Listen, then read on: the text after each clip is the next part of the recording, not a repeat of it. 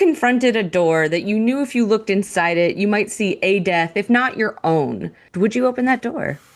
Great question. I don't know. We all are looking into that door. Do you mean literally or metaphorically?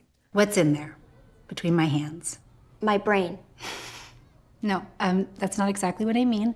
I don't know. All the people you know? I guess. Just the people you know? Everything you see. Everything you know. The world, Chuck. Planes in the sky, manhole covers in the street. Every year that you live, that world inside your head will get bigger and brighter and more detailed and complex. You will build cities and countries and continents, and you will fill them with people and faces, real and imagined. You understand? Don't stop there. You fill the whole thing with everyone you ever meet, everyone you ever know, everyone you ever just imagine. It'll be a universe. A whole universe right between my hands. You contain multitudes. I would. I wouldn't be able to help it. I'd love to say that I wouldn't, and that I'd have the fortitude to say, no, I'm just going to live my life. And the ending isn't the point. The journey is the point. And to live every day with those stakes. But I know if I could open the door, of course, I wouldn't be able to resist it. I'd have to know. And then the question would be, how do I still meet every day with that kind of purpose? Yeah. And when do you change direction? Yeah. Do you change the direction of your life and the momentum of it and the context of it? Like, that would be the thing.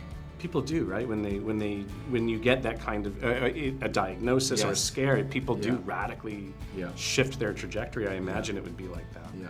Personally, I'm not looking in that door. Myself, are you looking? I am tempted, but it's the ultimate spoiler, and I think that it's sort of asking yourself the question of, like, do you want to know when and how you die? And I think that my answer is no to that. Well, sure, if there's nothing you can do about it, then why? You know. Yeah, it's inevitable. Yeah. Yeah, that's valid. Also, just hearing you say spoiler as a Doctor Who fan gave me a moment of like, so that was very fun for me. I think the first thing I would think of is it someone I love? And I think I don't know.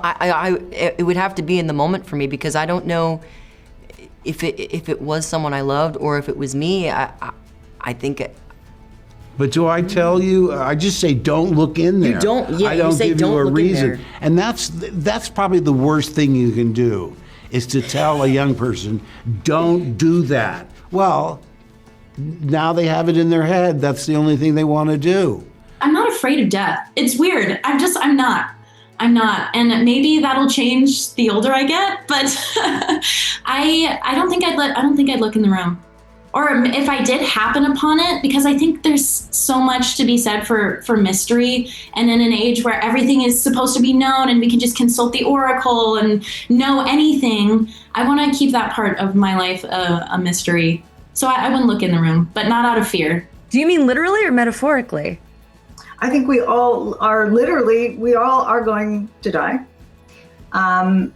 And we have to live. I mean, it's the thing, we live in this, like, we live our lives, but really we all know it's going to end. So what's the choice? Your choice is to live. I mean, and in the case of Sara, it's, dance. Dance in your kitchen with your beautiful grandson and do the best we can to connect and to love the people we love. I mean, I think we're human beings. We all live in this denial, but we all are staring into that door. If I knew what the end was going to be, I would still choose to live as fully as I possibly could. The challenge is not to open the door, but to live with an awareness of what's behind the door, which is, none of us are getting out alive. What's that? Richard Griffiths used to say something, the great Richard Griffiths, the actor, used to say something at the National Theatre. He would call across the courtyard to the young actors. I wasn't there, I hasten to add, I've just heard this reported. But apparently 10 minutes before curtain up at the National, he would open the window of his dressing room and shout across the courtyard, "We're all in the same boat, headed for the lighthouse. The trick is to enjoy the trip while you can. Beautifully said. Beautifully said. The universe is large, and it contains multitudes, but it also contains me.